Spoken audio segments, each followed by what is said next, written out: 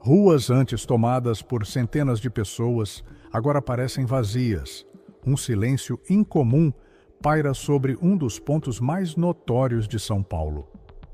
Mas esta aparente calmaria esconde a verdadeira Cracolândia, um fenômeno urbano que não é apenas um local de consumo de drogas, mas um verdadeiro império econômico. A Cracolândia S.A. O que realmente mantém esse sistema funcionando? Seria apenas o consumo de drogas ou estamos diante de um sofisticado ecossistema econômico? Como uma facção criminosa transformou a vulnerabilidade humana em um negócio milionário?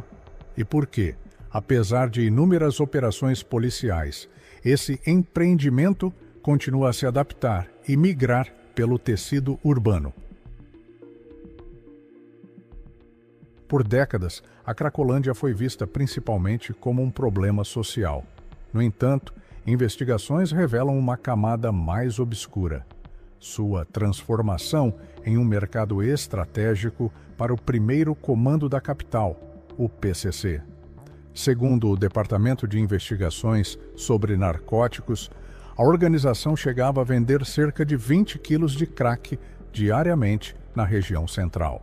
Isso representava um movimento financeiro estimado em 14,4 milhões por mês. Uma economia ilícita operando abertamente no coração da maior cidade da América Latina. O PCC enxergou o potencial da área por volta de 2014. A concentração de usuários criava um escudo natural contra operações policiais. Era o cenário perfeito, um território negado, pelo estado onde o crime podia exercer sua própria soberania. A facção articulou até mesmo a criação de um movimento de luta por moradia como fachada. Vladimir Brito, então secretário-geral do Movimento Sem Teto de São Paulo, utilizava o Cine Marrocos, uma ocupação central, como quartel-general do tráfico. No 12º andar do prédio eram armazenadas drogas e realizadas reuniões para contabilizar lucros e definir o destino de devedores.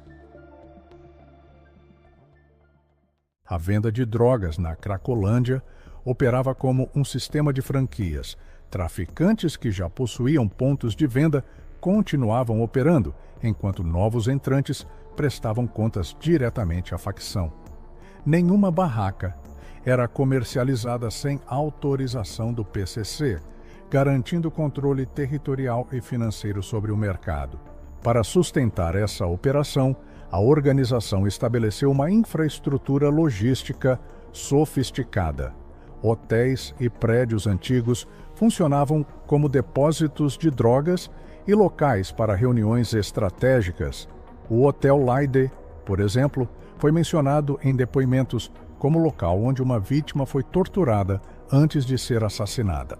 Ferros velhos clandestinos também desempenhavam papel crucial.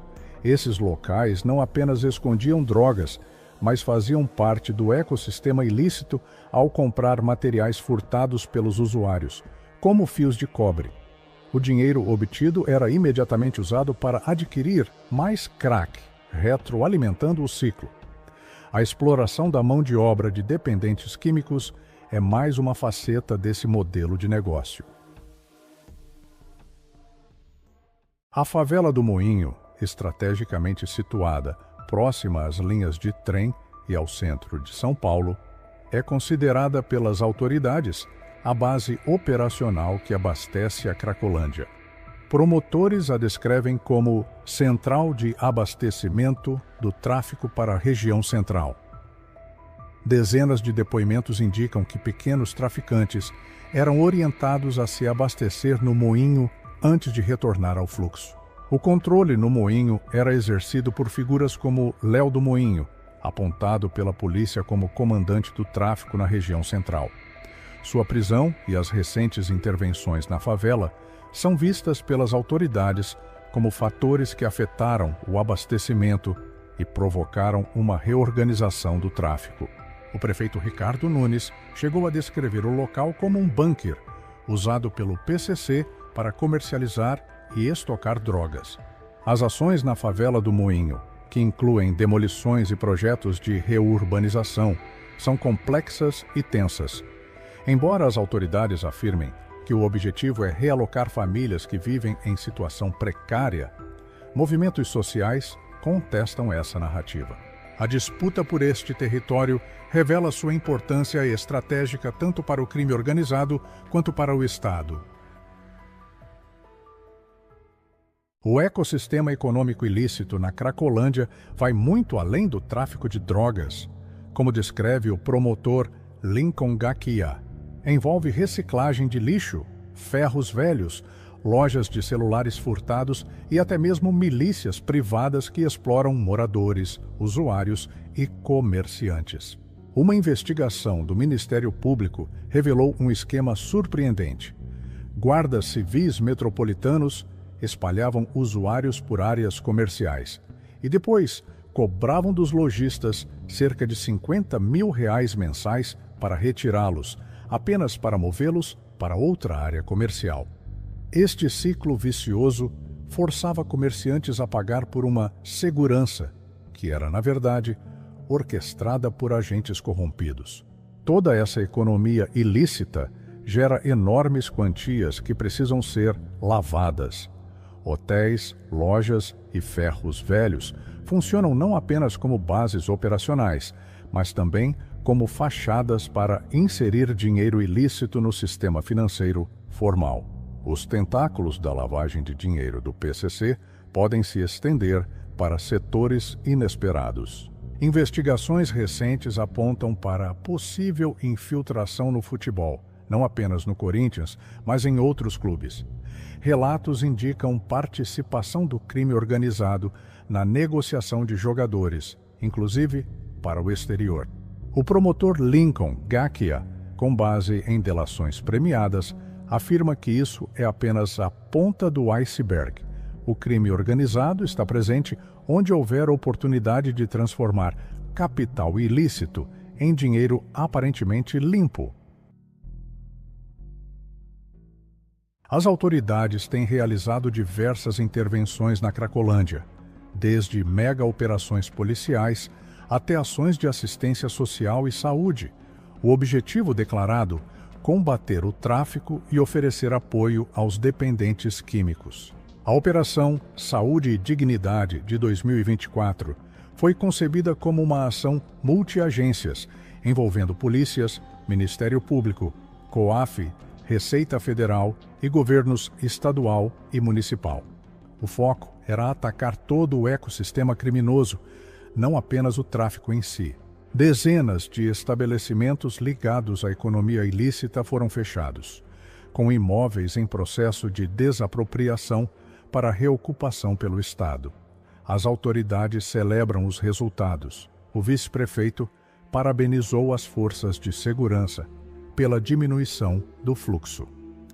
O secretário de Segurança Pública afirmou que as principais lideranças do tráfico foram presas.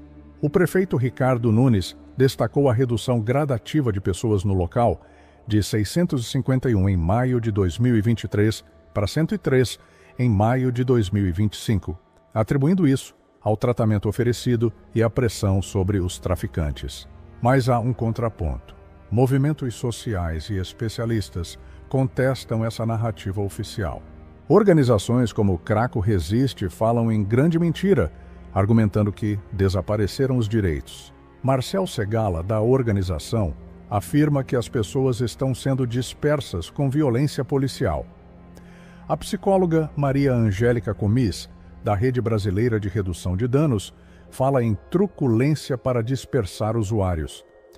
Críticos afirmam que essa lógica da pancada repete estratégias do passado que falharam, como a Operação Dor e Sofrimento, de 2012, que apenas espalhou o problema. A dispersão cria mini-cracolândias, dificultando o trabalho de profissionais de saúde e assistência social, que perdem contato com seus pacientes.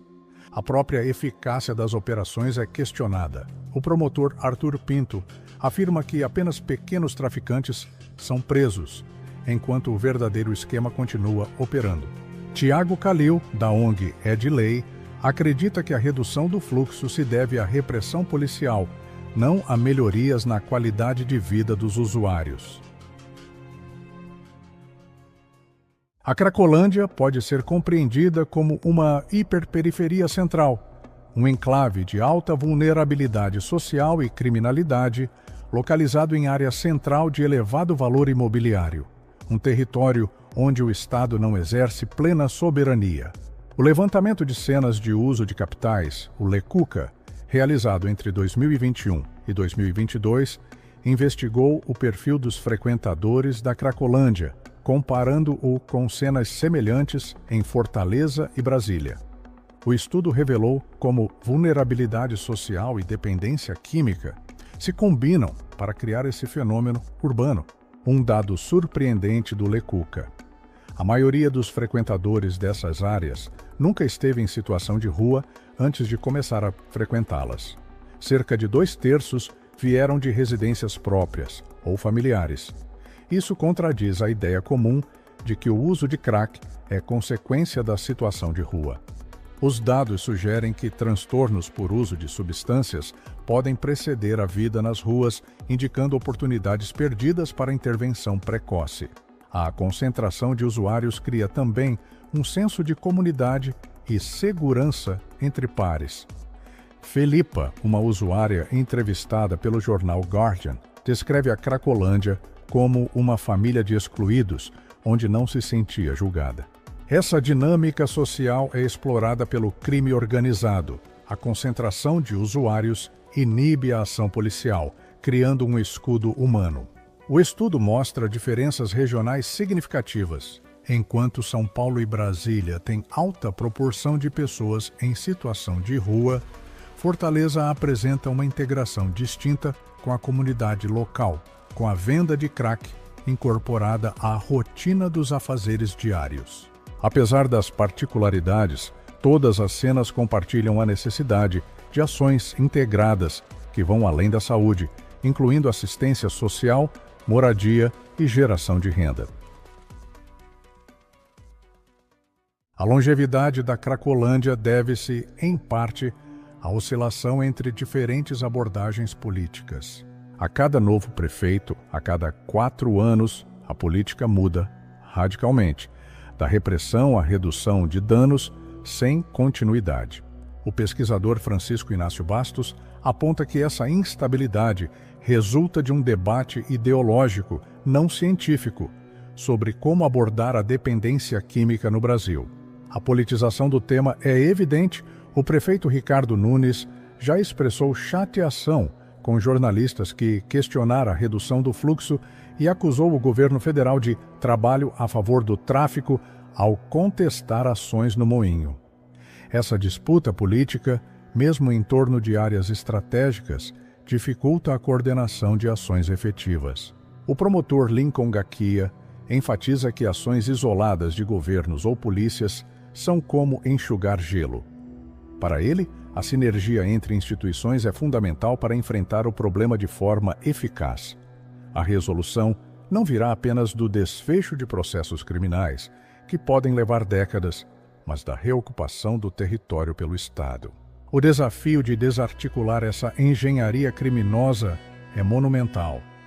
Vazamentos de operações policiais, possíveis interferências políticas e o envolvimento de agentes públicos em esquemas ilegais revelam fragilidades institucionais.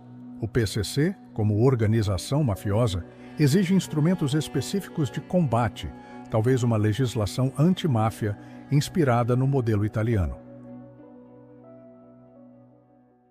A complexidade da Cracolândia exige respostas que vão além da força policial.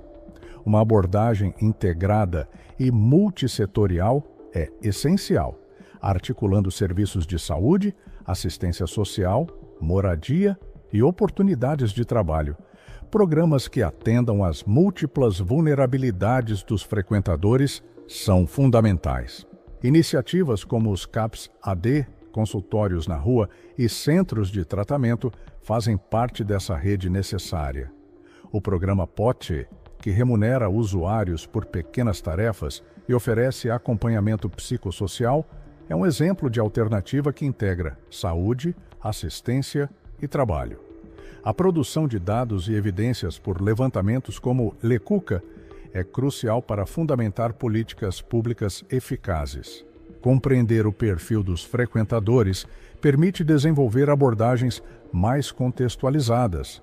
A reocupação do território pelo Estado não deve ser apenas presença policial, mas restauração da soberania estatal através de serviços públicos de qualidade e revitalização urbana. Transformar áreas como o Moinho em espaços de convívio público pode reintegrar esses territórios à cidade. A Cracolândia reflete as desigualdades e desafios institucionais do Brasil.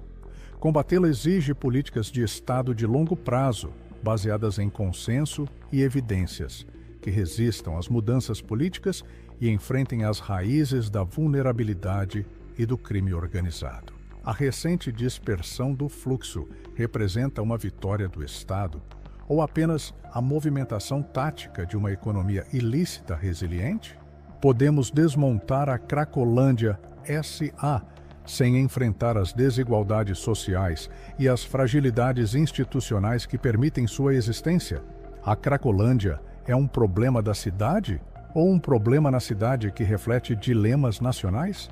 A resposta está na capacidade da sociedade e do Estado em construir um consenso duradouro, baseado em evidências e direitos humanos, que substitua a lógica da repressão pela da inclusão. Este é um desafio complexo, mas essencial para o futuro do centro de São Paulo e para a dignidade das milhares de vidas impactadas por esse fenômeno urbano.